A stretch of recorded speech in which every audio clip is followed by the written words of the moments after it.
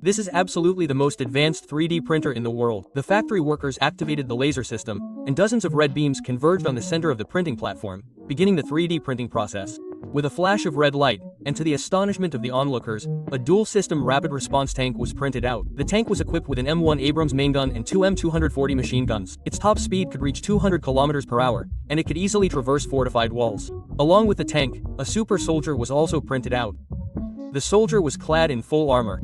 The moment he stepped out of the tank, people involuntarily recoiled. This was Ares, the most sophisticated security program ever created, possessing billions of lines of proprietary code. He didn't need food or water, and he absolutely wouldn't bleed.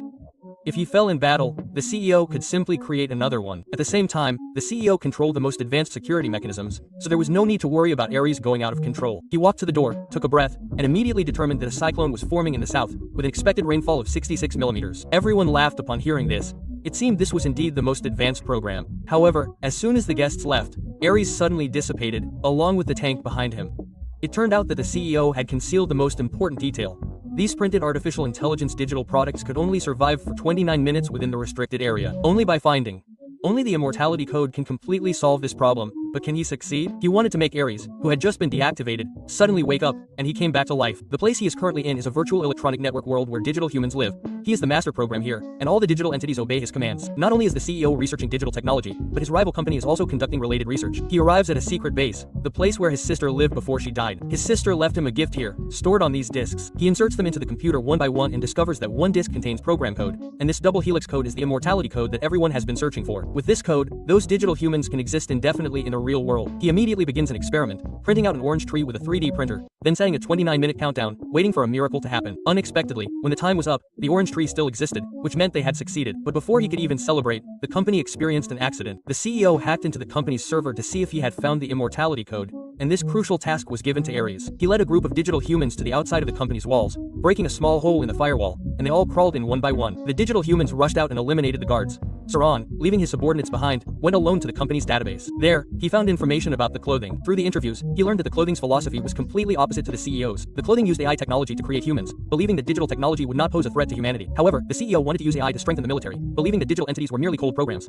If one was destroyed, another could simply be created. At this moment, the company's security personnel discovered a data breach and immediately notified the anti-hacking team, urgently activating the security protocols. Ares finished browsing the data and prepared to withdraw, but the company's digital entities were already charging towards them. On one side was a red scepter, on the other a blue flying disc. The red side didn't engage in combat, leaping over the wall and summoning a flying vehicle to retreat. But Ares noticed that a teammate was surrounded by the enemy and had a leg severed. His second in command, Udinai, told Ares not to worry about him, but Ares still released his weapon, helping his teammate break through the encirclement and supporting him as they tried to leave. Seeing this, the CEO directly ordered the elimination of the teammate. Ares looked up and saw a red beam of light strike down, instantly eliminating all the digital entities. Back at the base, Ares asked the CEO why his teammate's program hadn't been rebuilt. The CEO simply replied indifferently that the teammate was capable of independent thought, and therefore was deleted. Any program that doesn't follow orders, he'll be deactivated anyway. Ares hesitated. To the CEO, they were expendable. He could create more digital humans at any time. The CEO gave him the latest order. Find Yifu and bring him back. Ares browsed Yifu's information, seeing that he had a happy childhood and a sister who loved him dearly. Unfortunately, his sister contracted cancer and passed away soon after. Seeing Yifu lying on his sister's body, showing a sorrowful expression, Ares gradually understood human emotions. He found that Yifu was on a 4-person plane. Using his trajectory, he located the plane's starting point and saw the orange tree. It showed that the orange tree had been there for over 4 hours, and he instantly understood that he had found it. The immortality code. Yifu received a call, learning that the company's server had been hacked, and the intruder was after the immortality code. He was reminded to protect the code at all costs. The code was stored on a portable device. After getting off the plane, Yifu and his assistant split up. He rode a motorcycle, personally carrying the portable device containing the code. At the same time, the CEO printed out Ares and Athena, along with a high-speed light wheel motorcycle. This motorcycle could reach a speed of 150 kilometers per hour, with a streamlined body and huge wheels on both the front and back, composed of glowing energy rings, emitting a dazzling red light in the darkness. The moment the two started the motorcycle, the body automatically provided them with a protective shield. The CEO demanded that they bring it back within 29 minutes. They chased after the man in the suit, trying to retrieve the immortality code. While pursuing him, they pinpointed the suit's location and quickly found him. The man in the suit noticed someone following him and accelerated, but his speeding attracted the attention of the police, who ordered him to stop immediately for inspection. However, before they could finish speaking, Ares and Athena arrived. Seeing the police car, they released a beam of particle light from the back of their vehicle, like a sharp blade in the night, splitting the police car in two. After shaking off the police pursuit, Ares quickly caught up. The man in the suit concentrated his energy and unleashed a powerful attack, forcing Ares to make an emergency maneuver. The bus behind them was also hit, ultimately crashing and blocking the middle of the road. Knowing he couldn't win in a speed race, the man in the suit suddenly turned into a parking lot. Athena relentlessly pursued him, her eyes constantly scanning for his whereabouts, unaware that the man in the suit was already waiting on the upper floor. Seeing Athena approaching, the man in the suit timed his move perfectly and suddenly rushed out. The flying motorcycle crashed into Athena, sending them both tumbling down. The man in the suit looked down. Although his motorcycle was wrecked, at least he had shaken off the pursuit. But he didn't expect Athena to be a super-powered digital being. He took a breath and looked down again, but Athena was no longer there. She was sprinting towards him at full speed. In this critical moment, the man in the suit activated his light motorcycle, which automatically righted itself. He got on, just before Athena arrived. He drove away, but the danger wasn't over yet. Ares immediately located his position, and the car's rear released a particle beam, attempting to intercept the man in the suit. Unexpectedly, the man made a sharp turn and narrowly escaped. Ares continued to fire at his suit, and to avoid the beam, the man had to crash into the rearview mirror of a nearby car. Ares suddenly stopped. It turned out there was a baby in the car in front of him, and he couldn't bear to harm it. He waited until the car left before continuing the chase, but this scene was witnessed by the CEO. Logically, a digital being shouldn't have any emotions, let alone show compassion towards humans. It seemed he had developed consciousness, so the CEO instructed his subordinates to prepare a plan. The man in the suit also activated his light beam while escaping, and the two beams crisscrossed through the city. Although they were heading in different directions, they would eventually intersect on the same road. The man in the suit deliberately approached Ares, and the two drove side by side, crashing through the factory fence and emerging from a pile of shredded paper. Both cars overturned. The man in the suit crawled out of the garbage truck and, while Ares was still unconscious, quickly ran forward. Unexpectedly, he was at the docks, and there was no road ahead. In this critical moment, he threw his portable water bottle into the river. Ares caught up and told him to surrender and stop running. As he was speaking, a helicopter flew in. It was the CEO's subordinates. Ares suddenly knelt on the ground. It turned out that 29 minutes had passed, and he turned into black dust and disappeared. At the same time, the subordinates fired a particle laser at the man in the suit. The device, this was the CEO's plan, to scan the clothes into the digital world and turn them into a digital person. The clothes were gradually becoming digitized. Ares personally installed the disc for him, and only then did he regain his ability to move. He saw a flashing red light in front of him and realized that this was the central processing unit of the CEO's company system. He was now deep within the digital world. Although the portable device had been destroyed, the immortal code already existed in the clothes' brain. Whether he remembered it or not, as long as he had seen it, his memories could be extracted, and the code could also be obtained. His subordinate said that the disc in the clothes was unstable, and forcibly extracting the code might cause the body to disintegrate. Ares asked the CEO for instructions. The CEO learned that after the girl was gone, nothing mattered anymore, and creating a network wouldn't leave any traces, so he told Ares to continue extracting the memories. He didn't care about the clothes' fate. He just wanted to get the code quickly, but Ares had developed self-awareness and didn't want to harm the clothes, so he lied to Athena, saying he had stopped the operation. But Athena noticed his abnormality and reported the situation to the CEO. The CEO didn't expect that the digital person he had created would openly defy his orders, so he told Athena to get the code and then eliminate both of them. He came with two subordinates and was about to take action. Ares grabbed the clothes' hand, and they both fell into the water. Ares grabbed him and took out a summoning device, activating the emergency protocol in the water. Quickly, Ares and Clothes fled together, heading towards the data transfer exit. However, Athena wouldn't let them leave easily, summoning drones to pursue them. The drones released light beams, locking onto their positions and attacking from both sides. In this critical moment, Ares had no choice but to sink back into the water. Suddenly, he rose up at a 90-degree angle, shooting straight out of the water, knocking down a drone and temporarily avoiding the attack. But he wasn't being selfless. He offered Clothes a deal. If Clothes retrieved the immortality code and gave it to him, he would help Clothes escape. Clothes agreed. Subsequently, Ares took the disc, cutting through pipes along the way, causing an explosion that completely destroyed the pursuing drones, and then rushed towards the exit. The CEO noticed the printer suddenly started working, printing out images of Ares and Clothes. The two had returned to reality. The CEO immediately understood Ares' intention. He wanted to obtain the immortality code himself and become human. Ares didn't have time to talk to the CEO. He grabbed Clothes and tried to leave. He only had 29 minutes. If he didn't get the code within that time, he would disappear and would never have a chance to come back to life. The CEO wouldn't stand idly by. He quickly printed out Athena, giving her a laser scanner and instructing her to capture Clothes and send her back to the network world, emphasizing that she should do so at all costs. They needed to retrieve the immortality code, and for this purpose, they equipped him with a more advanced light-speed aircraft. Meanwhile, Yi Fu was driving towards the company headquarters, where founder Kevin's office was located, hoping to find the immortality code there. But Ares pointed out two fatal flaws in the plan. First, the journey was long, and at the car's current speed, Ares would likely dissipate before reaching the company. Second, they needed a particle laser. Yi Fu immediately made a sharp turn into a gas station and used a power bank to call his assistant, telling him to bring the particle laser to the company. At the same time, Ares stole Yi Fu's car, which had more horsepower and could reach the company in just 16 minutes. Ares, being an intelligent program, accurately calculated the optimal trajectory for the car, ensuring that even at high speeds, there would be no accidents. The two quickly arrived at the company, and the assistant also arrived with the particle laser. The three of them went to the office. At this point, Ares had only 3 minutes left. Yi Fu started the program on the oldest generation of computers, deciding to send Ares into the computer to search for the code himself. The immortality code for his sister was created based on the data from this computer, so there should still be relevant clues inside. At the same time, the assistant also assembled the particle laser. However, Ares suddenly frowned, sensing that Athena had arrived. He looked out the window and indeed, she appeared before them, but Athena didn't take action, but waited for Ares' time to run out so she could capture him effortlessly. Now Ares had only 30 seconds left, and Athena urged him to prepare for the scan quickly. However, at the last moment, Ares rushed towards Athena, deciding to protect her. but he was still teleported into the network world. Athena turned and left,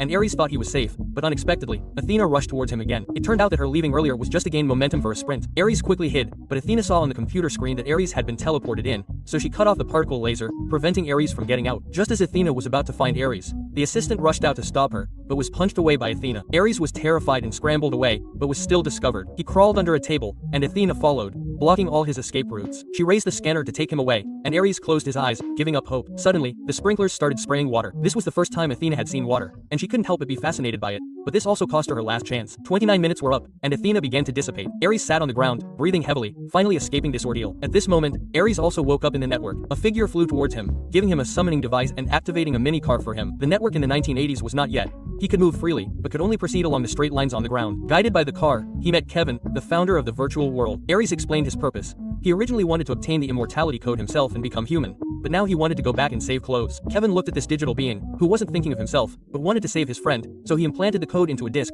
reminding him that once he became human, he could never go back. But Ares still took the disc, resolutely embarking on his journey, holding the disc above his head and raising the path back to reality. At the same time, the CEO was disappointed. Earlier, Ares and clothes had caused widespread destruction while racing on the streets. People were all protesting against his company. Unexpectedly, the computer suddenly showed that the printer had started working. It turned out that Athena had transmitted herself back and was going to print out an even larger flying machine. The CEO quickly stopped her, but Athena was no longer listening to him, determined to complete the mission. The CEO's mother thought he was going to cause more destruction and tried to shut down the system, but Athena pulled out a triangular disc and aimed it at the CEO's mother's waist. Initially, the CEO had ordered her to retrieve the code at all costs, and now Athena detected that the CEO's mother was an obstacle, so she eliminated her. The CEO never imagined that his initial order would backfire. The target was now on him, and he didn't dare to refute anything, fearing that he would be eliminated as well. He could only watch as the other side printed out even larger weapons. Meanwhile, he was repairing the laser device on his clothes when he suddenly looked up and saw a giant object flying towards him in the distance. He realized that Athena had arrived, and her target was him. In this critical moment, he decided to use the laser device that Athena had dropped to connect to the CEO's company server. Once connected, he could take the opportunity to disrupt the company's network and stop Athena. He handed the hacking task to his assistant and went down to buy them some time. He deliberately exposed himself in the stairwell, allowing Athena to track him. He ran down the stairs and saw the flying object heading towards him. This flying object was taller than a 100-story building. People were terrified and fled for their lives. The police dispatched helicopters to try to stop Athena, but they were shot down as soon as they got close. 2 fighter jets fired missiles at the flying object, but they were intercepted by Athena's subordinates. The subordinates deliberately used light beams to trap the fighter jets and then tore them apart. The fighter jets exploded and withdrew from the battlefield. He ran frantically through the streets, but Athena wouldn't let him go. She activated countless light-guided missiles. These missiles were distributed throughout the city's streets and alleys, beginning a carpet search for him. The assistant, seeing this, also intensified the hacking efforts. If they couldn't access the CEO's server in time, they would truly have no chance of turning the tide. He saw the missiles behind him chased after him relentlessly. He quickly dodged, but his speed wasn't as fast as the missiles. The missiles formed a circle, trapping him inside. Athena looked down at him from above, like a hunter watching her prey. Unexpectedly, the next second, the aircraft was attacked. Another fighter jet had arrived. Laser missiles spiraled around the fighter jet, trying to trap it,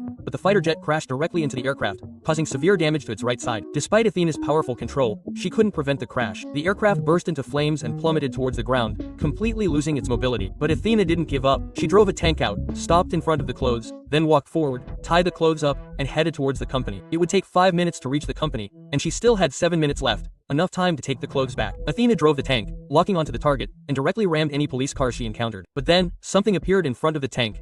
Ares had returned. He had implanted the immortality code, and the disc had turned blue. Athena didn't slow down. At this point, she recognized no one, only focused on completing the mission. Ares threw the disc at the tank, and the tank instantly turned into rubble. Ares quickly went to check on the situation. Fortunately, the clothes weren't seriously damaged. Before he could tell the clothes what had happened, Athena emerged from the wreckage.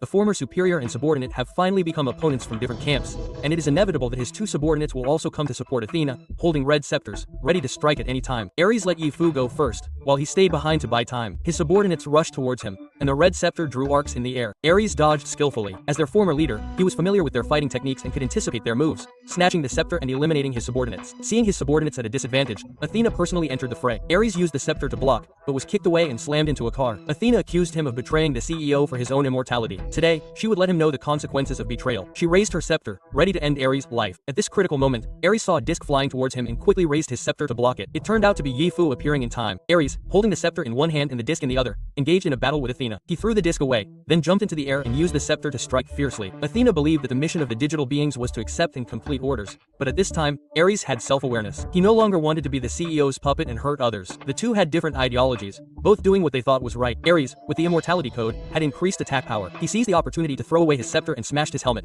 Wounded, Ares slashed at his arm. Ares then approached Athena, ready to deliver a fatal blow. Just then, countless missiles fell from the sky. It turned out that the assistant had hacked into the CEO CEO's company system and shut down his network, rendering all the missiles ineffective. Athena, realizing he could never go back, collapsed to the ground in despair. Ares quickly rushed forward to support him. Athena had always acted according to orders, considering himself a responsible digital being, and didn't understand how things had turned out this way. 29 minutes passed, and he finally disintegrated into black powder in despair. The battle ended with the assistant's victory. Because the CEO was responsible for all of this, the police arrived in patrol cars to arrest him. The CEO quickly locked the door. The police ordered him to open the door immediately and come out with his hands raised, but the CEO was unwilling to be arrested so easily, so he activated the laser. By the time the police broke down the door, the CEO had already traveled to the virtual world. He looked at the dilapidated scene before him, took the disc that belonged to him, and used the immortal code to plant crops in climate-vulnerable areas, develop drugs to treat cancer, promote the integration of technology and life, and dedicate himself to improving the quality of human life. Ares, on the other hand, became a real human being, experiencing human life through travel, and he wasn't the only one with this experience. This concludes the story of the war god, Ares. Question for the audience: what do you think about the future? Will AI invent digital humans? I think it will. Deduct 31 points. I think it won't. Deduct 32 points. The CEO, in order to achieve his goal, ordered the fake Athena to replace Yongjung, and even emphasized using any means necessary. But he never imagined that his order would endanger a child and its mother.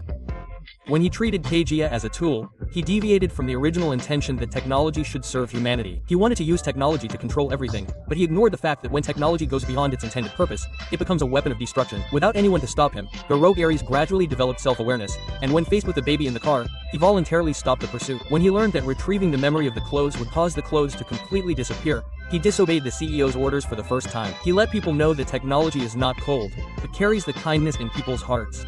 Those devices are not tools for seizing power, but armor for protecting people. Speaking of devices, or what equipment in this film do you like the most? There are many high-tech devices in this film, such as the high-speed light-wheel motorcycle at the beginning, Ares' underwater airship, and the aircraft driven by Athena, all full of cyberpunk technology. They are not only beautiful in appearance, but also very practical, and have a strong visual impact. I like all of them. This film is great. I recommend watching it. Okay, that's all for this episode.